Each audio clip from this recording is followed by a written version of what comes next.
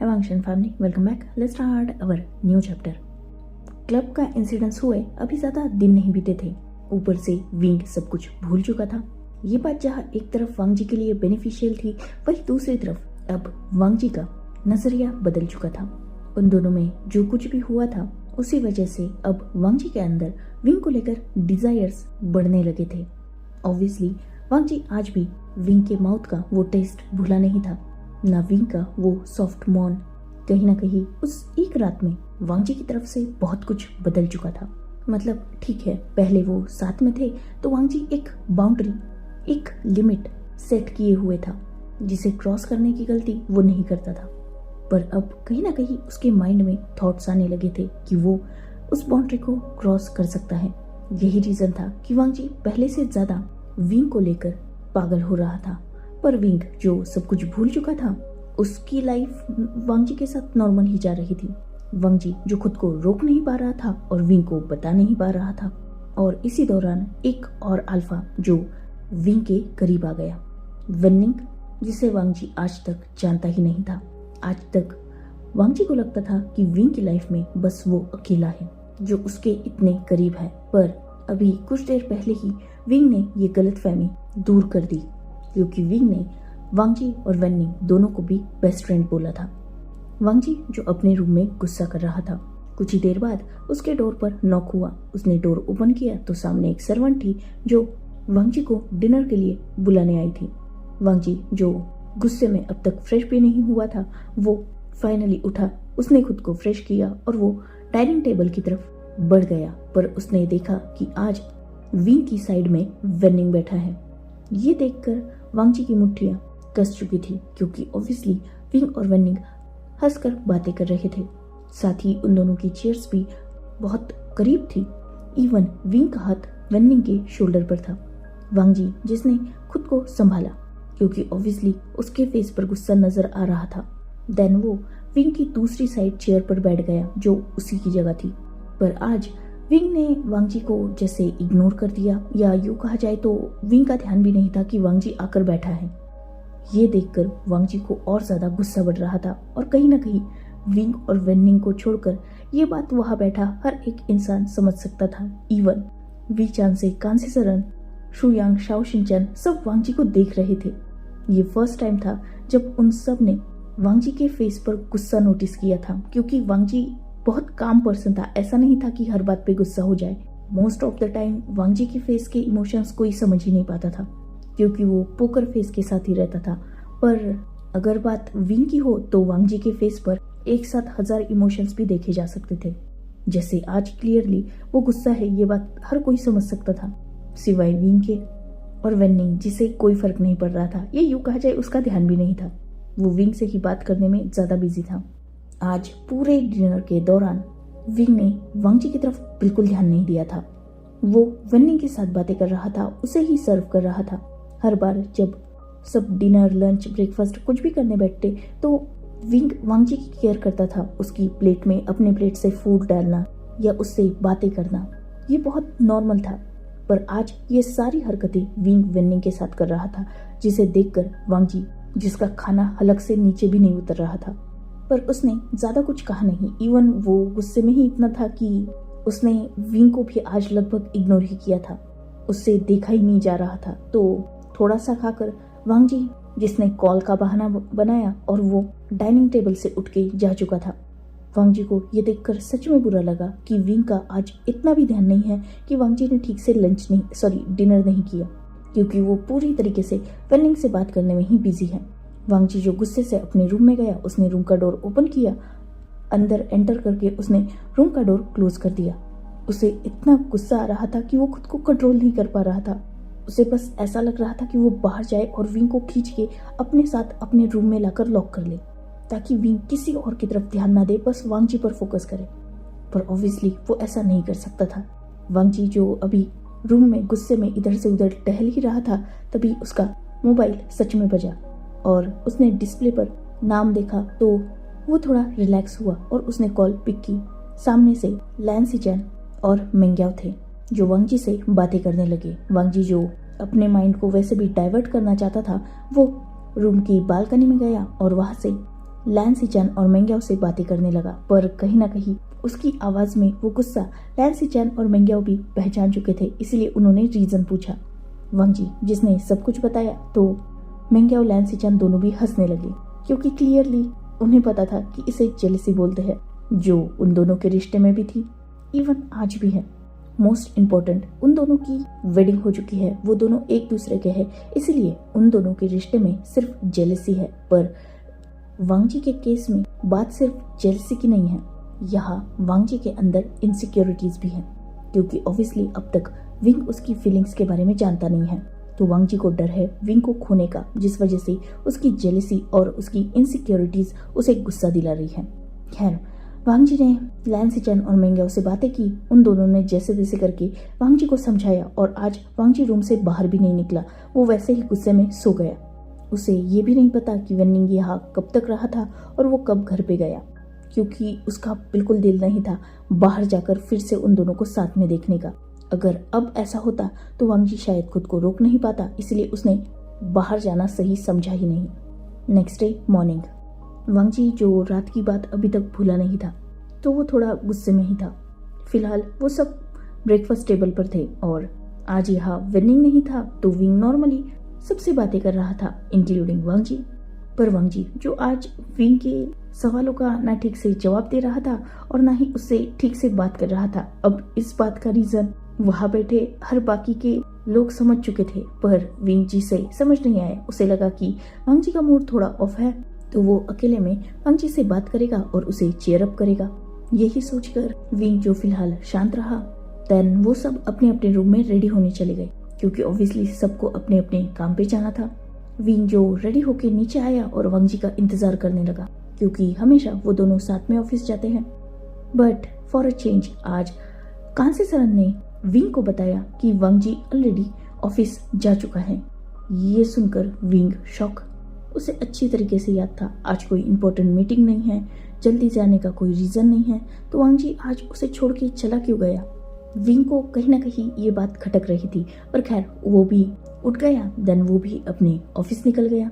पर विंग आज सीधा अपने ऑफिस में ना जाते सीधा वांग जी की केबिन के बाहर पहुंच चुका था। ऑब्वियसली ग्लास डोर था, तो बाहर से ही अंदर का सब नजर आता था। विंग ने देखा कि वांग जी किसी एम्प्लॉय पर गुस्सा कर रहा है। विंग जी से ये बहुत अजीब लगा, क्योंकि वांग जी काम पर्सन है, वो गुस्सा नहीं करता। आज तक उसने मतलब डांटा है थोड़ा बहुत, पर इतनी बुरी तरीके से वांग जी को किसी को सुनाते हुए उसने देखा नहीं। क्लियरली नजर आ रहा था कि वांग जी बहुत गुस्सा है।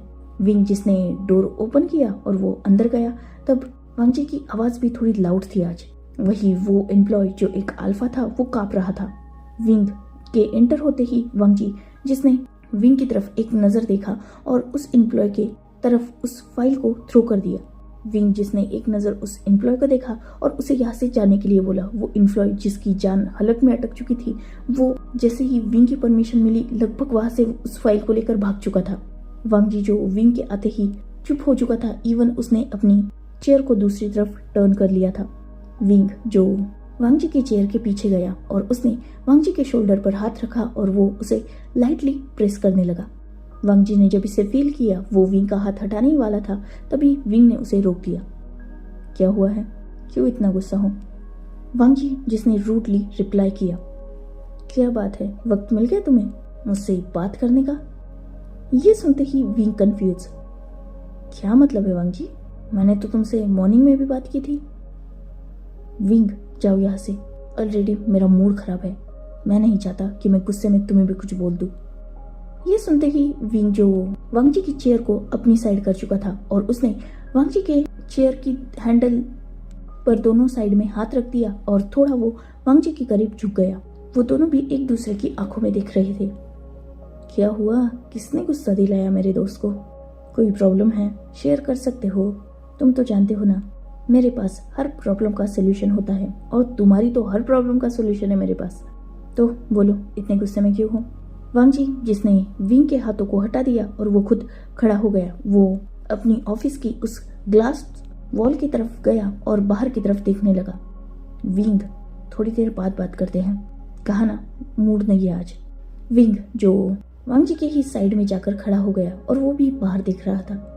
वांग जी बताओ ना, वैसे भी हम बेस्ट फ्रेंड है और एक दूसरे के मूड का असर एक दूसरे पर होता है, तो बोलो। तुम अपसेट हो तो मुझे भी अच्छा नहीं लग रहा, अगर डांटना भी है तो डांट लो, मुझे कौन सा तुम्हारी बातों का बुरा लगता है। सही कहा, तुम्हें कौन सा मेरी बातों का बुरा लगने वाला है। मेरी बातों से, मेरे मूड से, मेरे गुस्से से तुम्हें थोड़ी ना फर्क पड़ने वाला है, क्योंकि तुम्हारी लाइफ में तो बहुत सारे लोग हैं तुम्हें एंटरटेन करने के लिए, तुमसे बात करने के लिए। विंग जो इस बात को समझ गया, उसकी फेस पर स्माइल आ गई। उसने वांग जी का आर्म पकड़ा और उसे अपनी तरफ किया। वो दोनों भी फिलहाल फेस टू फेस थे और एक दूसरे की आंखों में देख रहे थे। विंग जिसने अपने दोनों हाथों में वांग जी के फेस को होल्ड किया और वो उसके चीक को पिंच करके खींचने लगा। वांग जी जिसे ये इरिटेटिंग लग रहा था, उसने विंग के हाथों को हटाने की कोशिश की, पर विंग ने ऑब्वियसली नहीं हटाया। ओह, तो कल रात की बात से गुस्सा हो? मैंने तुमसे बात नहीं की, वेनिंग को अटेंशन दे रहा था, तो मेरा दोस्त जेलस हो रहा है। वांग जी जिसने रफली विंग के हाथों को हटा दिया और वो फिर से बाहर देखने लगा। जेलस? मैं क्यों जेलस होऊंगा? वैसे भी हम दोनों में बॉन्ड ही कौन सा है। मैं ही हमेशा तुम्हारे आगे पीछे घूमता हूँ, तुम्हारी लाइफ में और भी लोग हैं।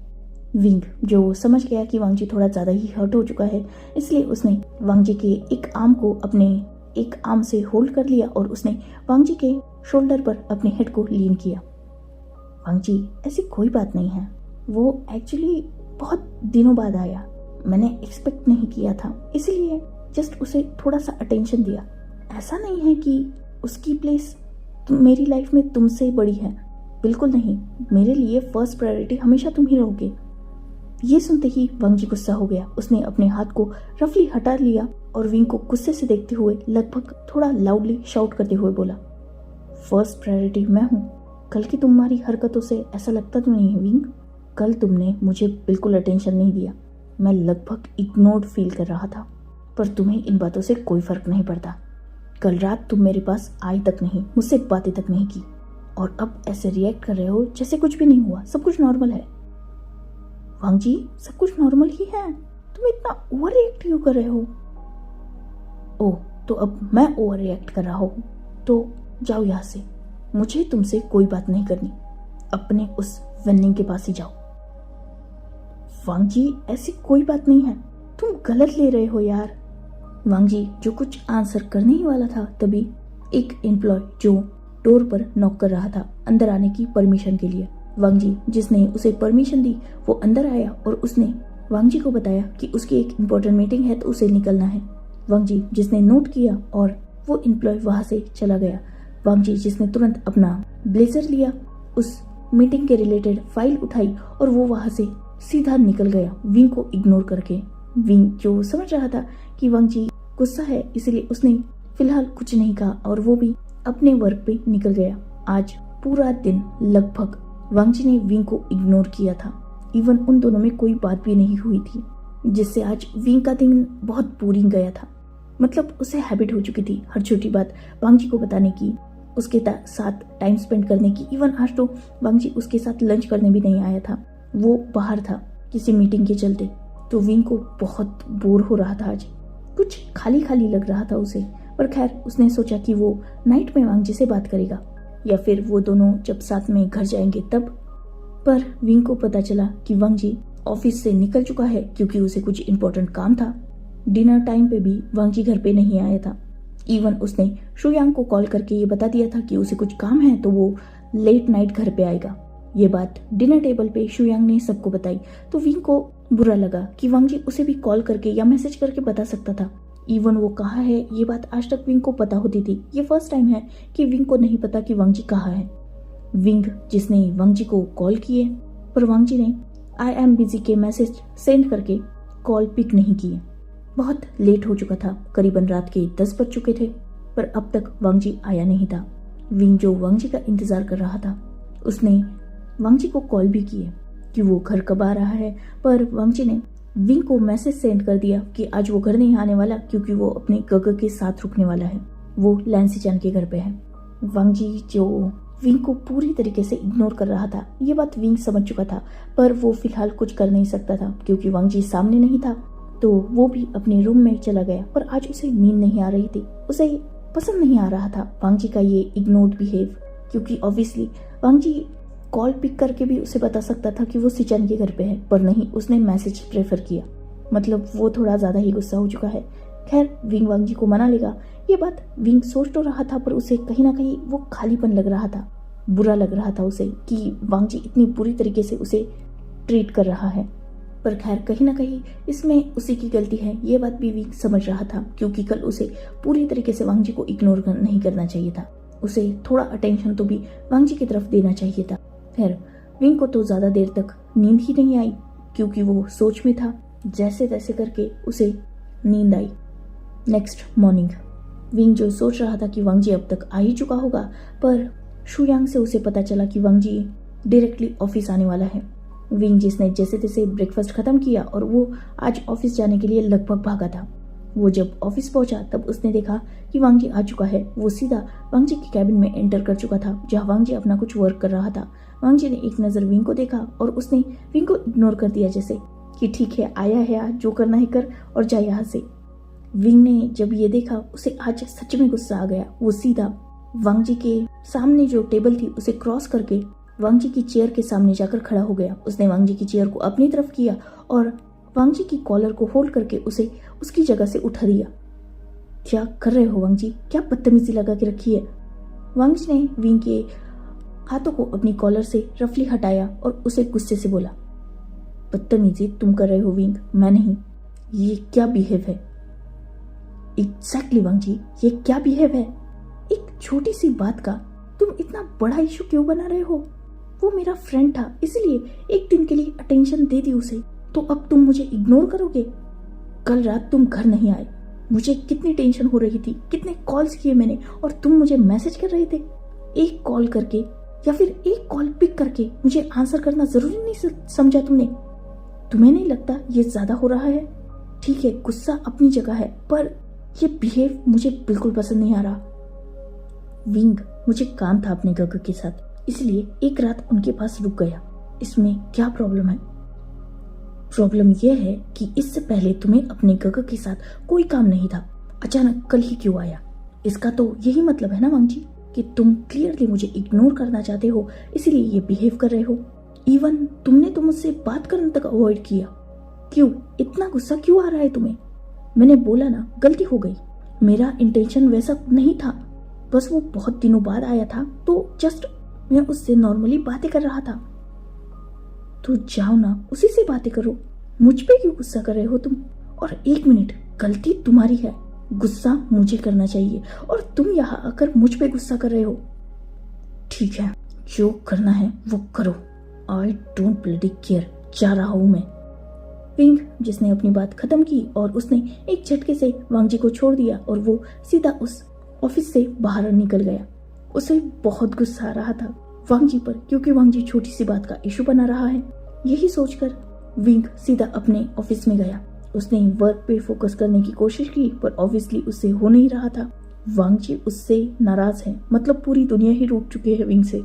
यही फीलिंग फिलहाल विंग को फील हो रही थी। उसने गुस्से से अपने वर्क को छोड़ा और वो सीधा शुयांग के पास गया, जो अपने किसी काम में बिजी था। विंग जो चाहते ही शुयांग पे चिल्लाने लगा। शुयांग जो इन दोनों के नाटक देख रहा था, वो ये भी जानता था कि विंग गुस्सा क्यों है, क्योंकि सेम गुस्सा कल वांग जी करके गया था। इसलिए उसने अपना काम छोड़ा और वो विंग की तरफ देखने लगा, जो उसके सामने आकर बैठ चुका था। क्या हुआ? वांग जी से लड़ाई अभी तक सॉल्व नहीं हुई? गग, वो ओवर रिएक्ट कर रहा है। एक वक्त के लिए मैंने किसी और को अटेंशन कह दी थी, वो तो ऐसे बिहेव कर रहा है जैसे मैं उसे छोड़ के जा रहा हूँ। शुयांग जिसने डीप ब्रीथ ली। विंग, वांग जी सिर्फ तुम्हारा दोस्त नहीं है, तुम दोनों का रिलेशनशिप दोस्ती से थोड़ा ज्यादा है, तो उससे तुम्हारा इग्नोरेंस बिल्कुल सहा नहीं जाएगा। तुम ही सोचो, उसके साथ इतना सब कुछ हुआ है, उसे हर किसी ने छोड़ दिया है और अब उसकी लाइफ में तुम एक बचे हो। वो तुम्हें अपना 100% फोकस देता है, चाहे किसी भी काम में हो तुम उसे बुला लो तो वो तुरंत वहां पहुंच जाएगा। उसने अपने सारे वर्क से हर एक चीज से ऊपर तुम्हें रखा है, तुम उसकी फर्स्ट प्रायोरिटी हो। इवन तुमने अगर उसका बिहेव नोटिस किया होगा तो उसकी तुम्हारी नजर में वैल्यू कुछ भी हो, पर उसकी नजर में तुम्हारी वैल्यू बहुत ज्यादा है। इतनी ज़्यादा कि वो तुम्हारे लिए कुछ भी कर जाएगा। ये बात तुमने नोटिस की या नहीं ये मैं नहीं जानता, पर हम सब नोटिस करते हैं। तुम गुस्सा होते हो तो उसके मूड पे इफेक्ट होता है। तुम्हें हंसाने के लिए वो सब कुछ करता है, तुम्हें खुश देखने के लिए वो अपना 100% देता है।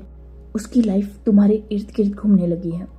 तो ऑब्वियस है उसकी बात, अगर तुम्हारी लाइफ में कोई इतना इम्पोर्टेंट है और वो तुम्हें इग्नोर करना स्टार्ट कर दे तो उसका वैसे गुस्सा होना नॉर्मल है। ये लैंसी चैन का कॉल आया था मुझे नाइट में। उन्होंने मुझसे पूछा कि विंग और तुम्हारे मतलब उसके बीच में क्या हुआ है, क्योंकि वांग जी बहुत ज़्यादा गुस्से में है और उसने इवन नाइट में डिनर तक नहीं किया। जहाँ तक मुझे इन्फॉर्मेशन मिली है उसने कल सिर्फ हमारे साथ ब्रेकफास्ट किया, उसके बाद उसने लंच तक नहीं किया है। सोचो तुम्हारा इग्नोरेंस उसे किस हद तक इफेक्ट कर रहा है। तुम्हारे लिए ये नॉर्मल बात है क्योंकि तुम्हारी लाइफ में बहुत सारे लोग हैं, पर उसकी लाइफ में ये नॉर्मल नहीं है। उसकी लाइफ में इम्पोर्टेंट सिर्फ तुम हो। तुम इतने इम्पोर्टेंट हो उसके लिए कि वो अपना अल्फा ईगो छोड़ के तुम्हारे साथ तुम्हारे घर में रह रहा है, वरना नॉर्मली अल्फाज ऐसा करते नहीं हैं। उसका भाई रेडी है उसे रखने के लिए, उसे मिल चुके हैं उसकी फैमिली, पर फिर भी वो सिर्फ तुम्हारे लिए वे मेंशन में रुका है। तो सोचो तुम उसके लिए क्या होगे। तो तुम्हारे लिए वो नॉर्मल है एक दिन का इग्नोरेंस या सिर्फ कुछ घंटे का या कुछ मिनटों का वो टाइम, पर उसके लिए वो बहुत ज़्यादा मैटर करता है। ऑब्वियसली उसे हर्ट करता है वो चीज़, तो वो गुस्सा तो होगा ही। वरना देखो ना, आज तक इतने मंथ्स हो चुके हैं उसके साथ, उसने कभी भी गुस्सा नहीं किया। पर अगर आज वो गुस्सा है तो उसका कोई रीज़न है, ऐसा रीज़न जो सीधा उसके दिल को हर्ट कर चुका है। वो हर्ट है विंग, और तुम उस पर उल्टा गुस्सा करके या अपना गुस्सा उसे दिखा के सिचुएशन और भी ज़्यादा कॉम्प्लेक्स कर दोगे। थोड़ा शांत हो, उससे बात करो, उसे समझाओ कि उसमें और वेनिंग में फ़र्क है, क्योंकि ऑब्वियसली तुमने उन दोनों को एक दूसरे से इंट्रोड्यूस किया, तब भी यही बोला कि वो दोनों तुम्हारे बेस्ट फ्रेंड है। ये बात तुम्हारे लिए नॉर्मल है, वांग जी के लिए नहीं, क्योंकि वांग जी की लाइफ में तुम अकेले हो जिसे वो अपनी फर्स्ट प्रायोरिटी समझता है। तुम अपनी लाइफ में उसे किसी और के साथ कंपेयर कर सकते हो, पर उसकी लाइफ में तुम वन एंड ओनली हो। तो गुस्सा मत करो, उसे समझने की कोशिश करो। और मेरे ख्याल से इस बार अगर तुमने उससे माफ़ी भी मांगी, अपना ईगो छोड़ के, अपना गुस्सा छोड़ के, तो गलत नहीं है, क्योंकि कहीं ना कहीं इस बार गलती तुम्हारे तरफ से हुई। भले ही तुम्हारी नज़र में वो गलती नहीं है, पर उसकी नज़र में वो गलती है। वो कुछ मिनटों का तुम्हारा इग्नोरेंस उसे उसकी लाइफ में ये फील करा चुका है कि तुम उसकी लाइफ में इम्पोर्टेंट हो, लेकिन वो तुम्हारी लाइफ में इम्पोर्टेंट नहीं है। और यही बात उसे दर्द दे रही है, जिस वजह से वो ऐसा बिहेव कर रहा है। विंग, तुम अभी भी बच्चे हो, इसीलिए सामने वाले की फीलिंग्स को तुम ठीक से समझ नहीं पाते, पर तुम्हें वो फीलिंग्स समझनी होगी। वो तुमसे गुस्सा नहीं है, वो हर्ट है। तो जाके उसे कंसोल करो, ना कि उल्टा उस पर गुस्सा करो और उसकी मेरे पास कंप्लेंट लगाओ। विंग, जो शुयांग की सारी बातें समझ चुका था, उसने नोट किया और वो उठ के वहाँ से फिर से वांग जी के ऑफिस में निकल गया। वांग जी जो अपना कुछ काम कर रहा था, उसने फिर से जब विंग को अपने कैबिन में देखा, उसने नॉर्मली विंग को इग्नोर किया और वो अपने काम में लग गया। विंग, जिसने डीप ब्रीथ ली, अब उसे गुस्सा नहीं आ रहा था, उसे हंसी आ रही थी, क्योंकि शुयांग की बातें वो समझ चुका था। तो अब उसे वांग जी का वो गुस्सेल फेस देखकर वांग जी क्यूट लग रहा था। विंग, जो वांग जी के चेयर के पास गया, उसने वांग जी जो फाइल पे काम कर रहा था उसे बंद कर दिया और साथ ही उसके लैपटॉप को भी। वांग जी, जिसने गुस्से से विंग को एक लुक दिया, विंग जिसे कोई फर्क नहीं पड़ा, उसने वांग जी का हाथ पकड़ा और वो उसे बाहर की तरफ ले जाने लगा। वांग जी जो जाना नहीं चाहता था, पर विंग उसका हाथ छोड़ नहीं रहा था, और ऑब्वियसली वो वांग जी के कैबिन से बाहर आ चुके थे। तो इतने लोगों के सामने विंग पर चिल्लाना या उस पर गुस्सा करना, ये वांग जी का बिहेव नहीं था, क्योंकि वो खुद विंग की हद से ज्यादा रिस्पेक्ट करता था और किसी और के सामने विंग पर चिल्लाकर वो उसे ह्यूमिलिएट या इंसल्ट नहीं कर सकता था। इसीलिए वो चुपचाप, भले ही गुस्सा था, पर विंग को फॉलो कर रहा था।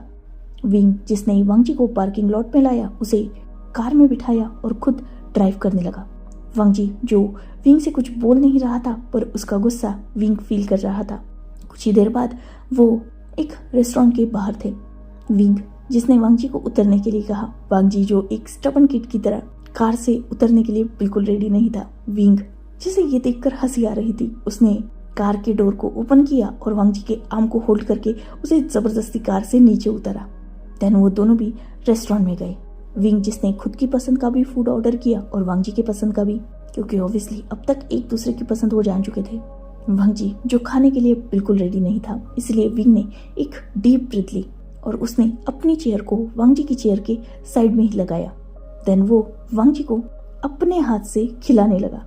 फर्स्ट बाइट उसने उठाया और वांग जी के माउथ के पास लेके गया, पर वांग जी जिसने मना कर दिया ये बोल के कि वो ऑलरेडी फुल है।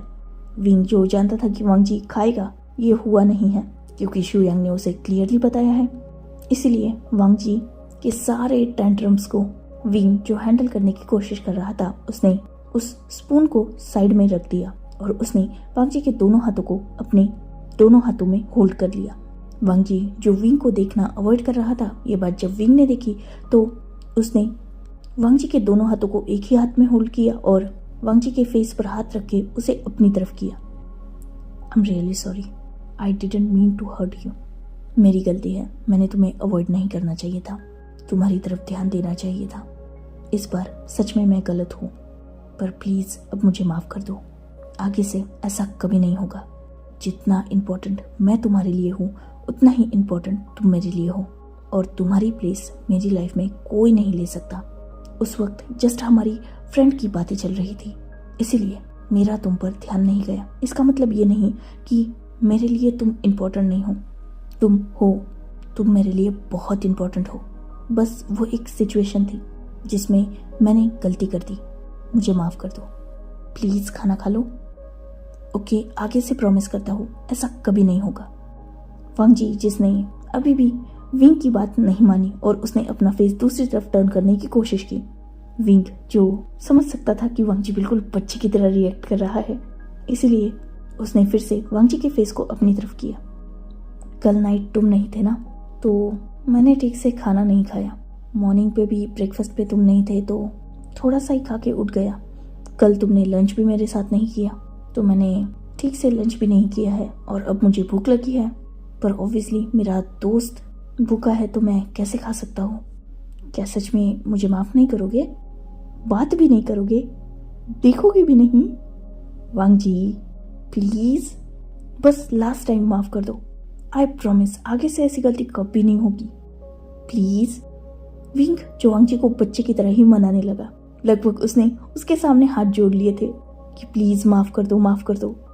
वांग जी जिसे ये देखकर अच्छा लग रहा था, क्योंकि अब विंग का फुल अटेंशन उसकी तरफ था, तो वो भी ज़्यादा देर नाराज़ नहीं रह पाया और फाइनली उसने नोट किया और विंग के हाथ से खाना खाया। इवन उसने खुद भी विंग को खाना खिलाया। उन दोनों में वो प्रॉब्लम सॉल्व आउट हो गई एंड देन बाकी वक्त उनका नॉर्मल गया, जैसे वो हमेशा बिहेव करते हैं एक दूसरे के साथ, बिल्कुल वैसा ही। साथ में लंच करना, एक दूसरे से बातें करना, देन घर पे साथ में आना, डिनर करना, रात को सोने से पहले थोड़ी सी बातें करना, देन सो जाना। ऐसे ही उनके 3-4 दिन बीते, सब कुछ नॉर्मल था।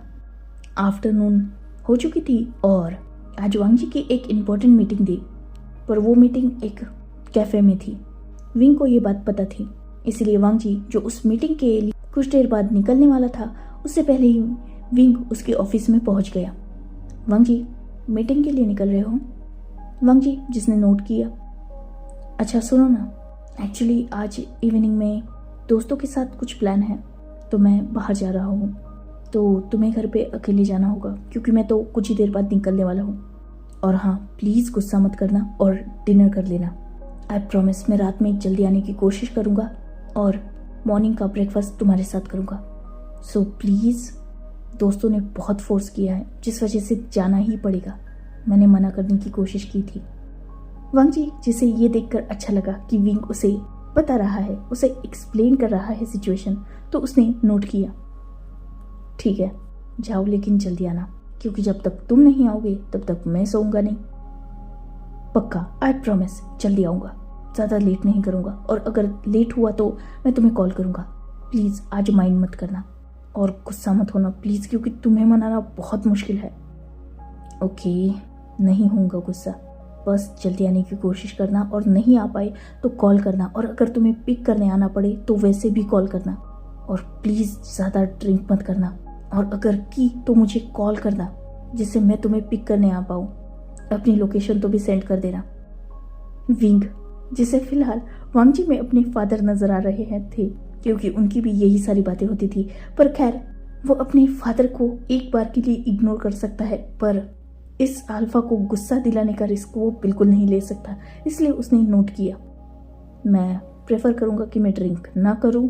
दोस्तों की छोटी सी पार्टी है, या पता नहीं कुछ सरप्राइज है। आई डोंट नो किस बारे में है, पर ठीक है, मैं ड्रिंक ना ही करने की कोशिश करूंगा, और अगर करनी पड़ी तो तुम्हें मैसेज या कॉल कर दूंगा, लोकेशन सेंड कर दूंगा, तुम मुझे पिक करने आ जाना उस रात की तरह। वांगी जिसने नोट किया।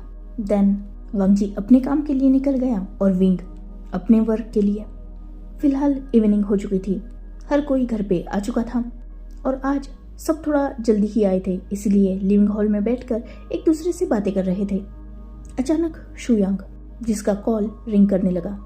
शुयांग जिसने कॉल पिक किया और कॉल जियांग चैंग की थी, जो विंग का एक तरीके से ब्रदर है और शुयांग का भी। तो शुयांग ने बिना सोचे समझे कॉल स्पीकर पर डाल दी। जियांग चैंग जिसने शुयांग से विंग के बारे में पूछा। शुयांग ने बताया कि विंग घर पे नहीं है और वो बाहर गया है, इवन तुम्ही लोगों के पास तो आया है। जियांग चैंग ने थोड़ा गुस्से में कहा, गग उसका कॉल नहीं लग रहा, यहाँ हम सब कुछ प्रिपेयर करके बैठे हैं और वो गधा अब तक आया नहीं। अगर वो नहीं आएगा तो प्रपोजल कंप्लीट कैसे होगा?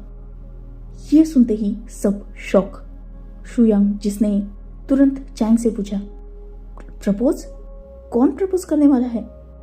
चैंग जिसने थोड़ा इरिटेटली बोला, ऑफ कोर्स वेनिंग प्रपोज करने वाला है, पर विंग अब तक यहाँ आया ही नहीं है। अगर वो लेट हो गया तो प्रॉब्लम हो जाएगी। गधा अपना फोन भी नहीं उठा रहा, इवन उसका कॉल ही लग नहीं रहा। उससे कितनी बार कहा था कि जल्दी आ जाना, पर नहीं। छोड़ो, मैं देखता हूँ। जियांग चैंग जिसने शुयांग की आगे की बात भी नहीं सुनी और कॉल डिस्कनेक्ट कर दिया। अब ये सुन के तो वांगजी को टेंशन आ गया।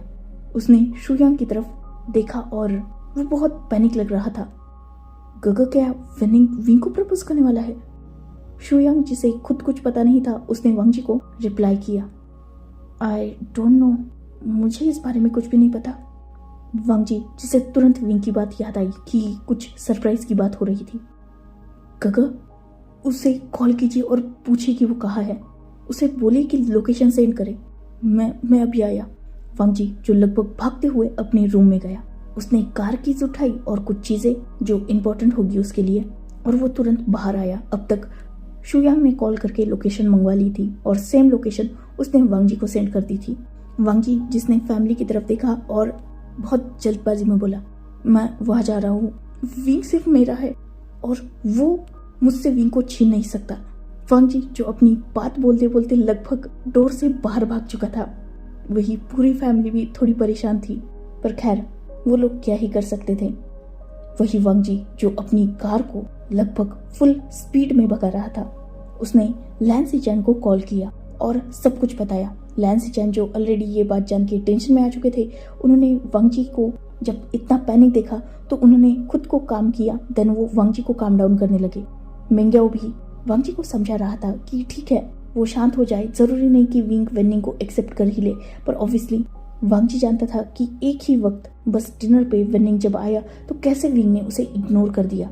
वो अलग बात है कि विंग ने बाद में माफी मांगी, पर उस वक्त तो उसने ऐसे ही बिहेव किया ना कि वांगजी उसकी लाइफ में इम्पोर्टेंट नहीं है। तो ऑब्वियसली अगर सच में विंग 1% भी वेनिंग के लिए फील करता होगा और उसने हाँ बोल दिया तो वांगजी विंग को खो देगा। यही सोच के वो और भी फास्टली ड्राइव कर रहा था। उसका बस यही थिंकिंग था कि वो वेनिंग से पहले विंग को प्रपोज कर दे। हाँ ना, जो भी होगा वो आज सह लेगा, उसे कोई फर्क नहीं पड़ता, पर वो विंग को फर्स्ट प्रपोज करे ताकि विंग उसे ही फर्स्ट प्रायोरिटी दे। ऊपर से वांगजी जो लैन सिचैन और मेंग्याओ के कन्विंस करने पर थोड़ा खुद को प्रिपेयर कर रहा था।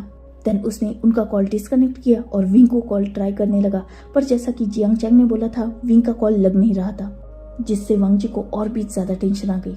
वांगजी जो बहुत ज्यादा पैनिक था, लगातार विंग को खोने का डर उसे बेचैन कर रहा था। उसकी कार की स्पीड भी बहुत ज्यादा थी और फाइनली वो उस प्लेस पर पहुंच गया जहां की लोकेशन उसे शुयांग ने सेंड की थी। उसने देखा कि एक रेस्टोरेंट है, सॉरी रिजॉर्ट है। उसने वही वर्क कर रहे एक वर्कर को पकड़ा और उससे पूछा कि यहाँ किसी ने कोई स्पेशल अरेंजमेंट करवाई है क्या। ऑब्वियसली वर्कर्स थे तो उन्हें पता था, इसलिए उस वर्कर ने बताया कि हाँ। उसने एक डायरेक्शन को पॉइंट किया और वांग जी को बताया कि उस डायरेक्शन में एक प्रपोजल की प्रिपरेशन हुई है। ये सुनते ही वांग जी ने उसे थैंक्स बोला और लगभग भागते हुए उस प्लेस पर पहुंचा। वांग जी जिसने देखा कि सच में वहाँ प्रपोजल की बहुत खूबसूरत प्रिपरेशन हुई थी। रेड रोज से पूरी वो ओपन प्लेस डेकोरेटेड थी। हार्ट शेप बलून और एक रोज का बड़ा सा हार्ट जो बैकग्राउंड में लगा हुआ था और रोज पेटल्स से जमीन पर बहुत बड़ा हार्ट बना हुआ था। मतलब फुल रोमांटिक वाइब्स थी। साथ ही वांग जी का दिल तब लगभग थमने के लिए तैयार था जब उसने उस बड़े से रोज पेटल्स के हार्ट में विंग को खड़े देखा। वेनिंग जो एक साइड में खड़ा था और वो विंग की तरफ बढ़ रहा था। वांग जी जो विंग का क्लियर फेस नहीं देख पा रहा था क्योंकि विंग उसके थोड़ा अपोजिट डायरेक्शन में खड़ा था, तो वांग जी को विंग की बस बैक नजर आ रही थी और उसका थोड़ा सा फेस, पर वांग जी समझ चुका था कि वो विंग है।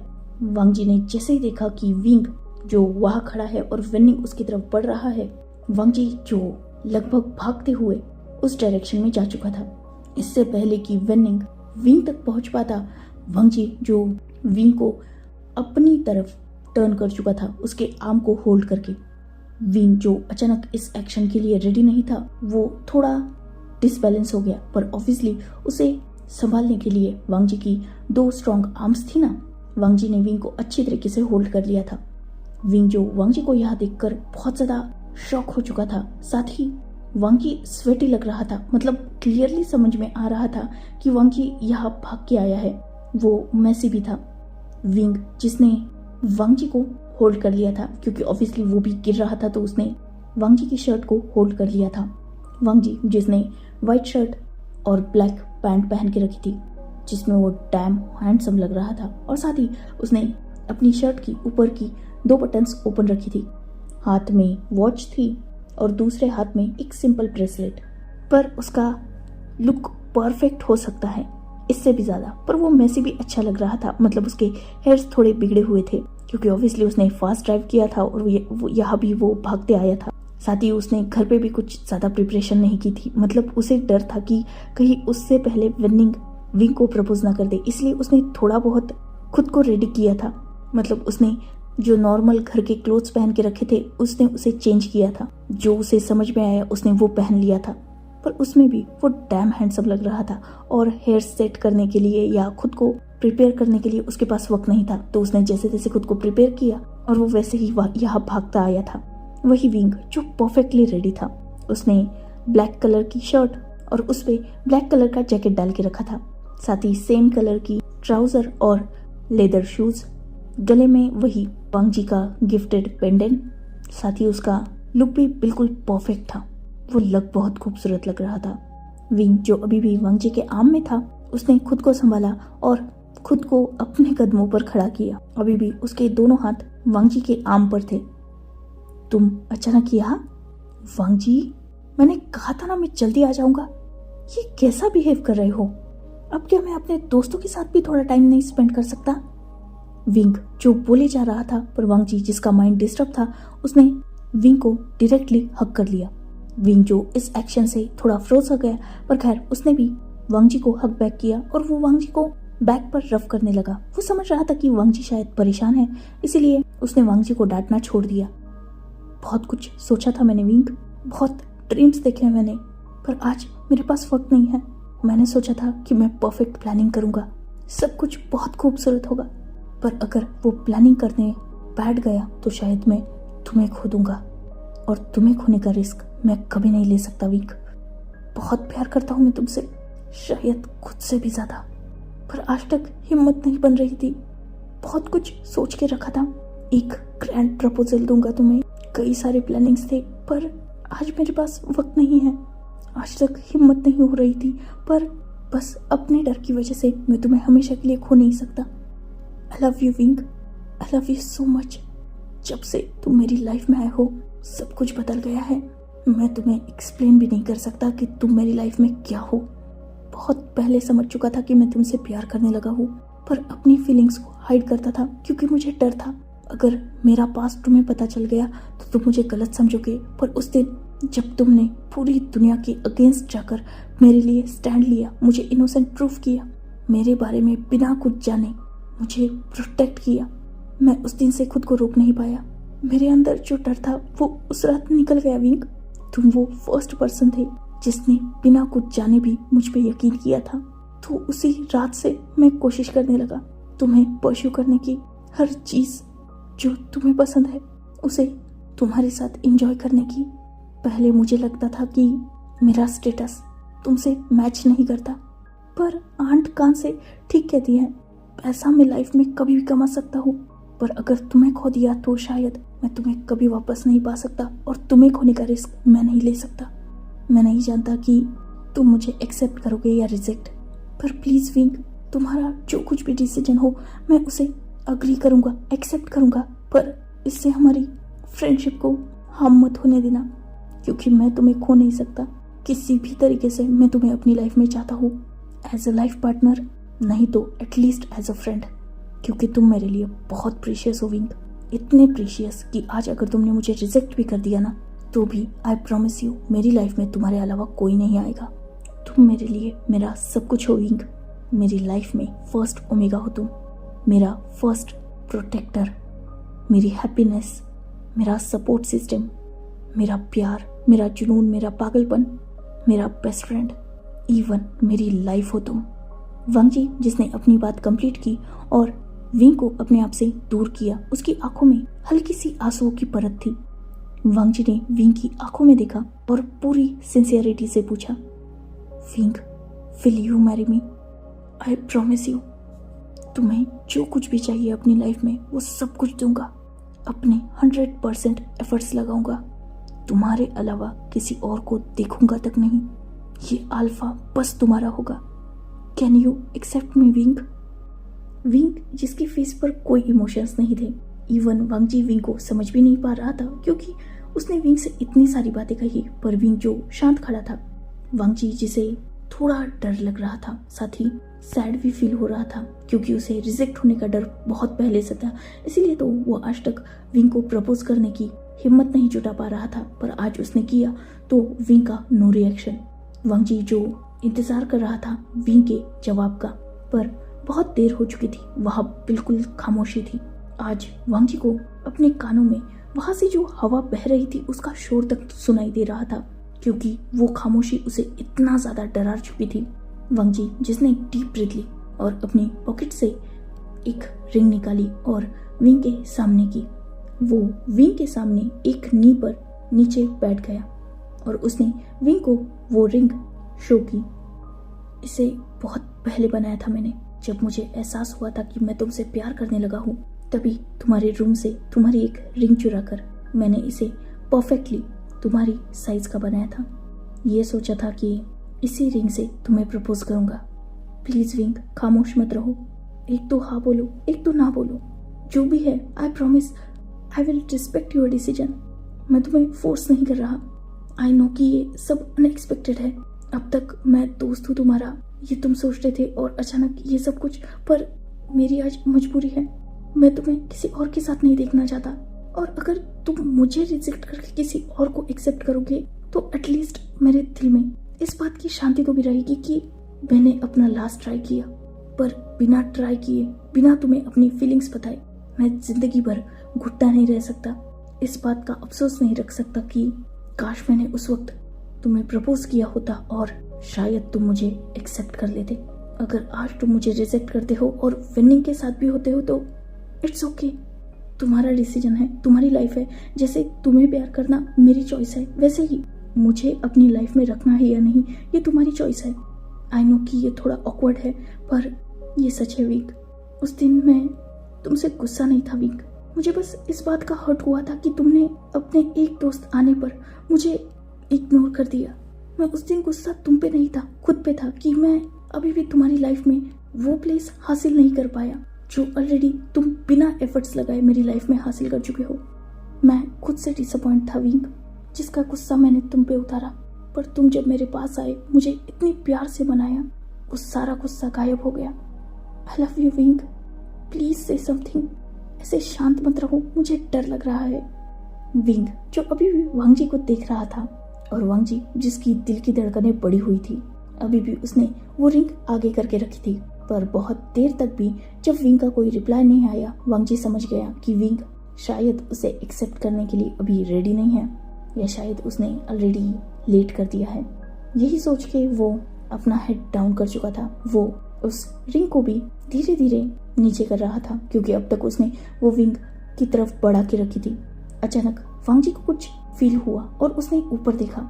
विंग जिसने वांग जी के हाथ से ही उस रिंग को पहन लिया था, मतलब वांग जी ने उसे शो करके रखा था, तो वैसे ही विंग ने अपनी फिंगर को उस रिंग में डाल दिया था।